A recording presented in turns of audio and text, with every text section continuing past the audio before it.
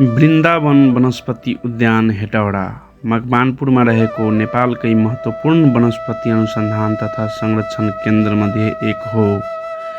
यो उद्यान वन तथा वातावरण मन्त्रालय अन्तर्गतको वनस्पति विभागद्वारा सञ्चालन गरिएको छ। यसको मुख्य उद्देश्य नेपालका विभिन्न दुर्लभ तथा उपयोगी वनस्पतिहरूको संरक्षण, अध्ययन, अनुसन्धान र जनचेतना फैलाउनु हो।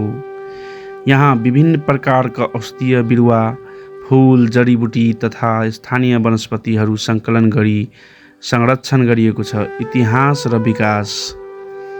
वृन्दावन क्षेत्रलाई वनस्पति अनुसन्धान तथा संरक्षणका लागि छनौट गरी क्रमशः उद्यानको रूपमा विकास गरिएको हो।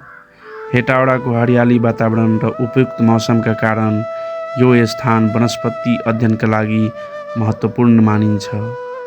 पछि यसलाई शैक्षिक भ्रमण, अनुसन्धान तथा पर्यटकीय केन्द्रको रूपमा पनि विस्तार गरियो। हाल विद्यालय, क्याम्पस तथा अनुसन्धानकर्ताहरू यहाँ अध्ययन भ्रमणका लागि आउने गर्छन्।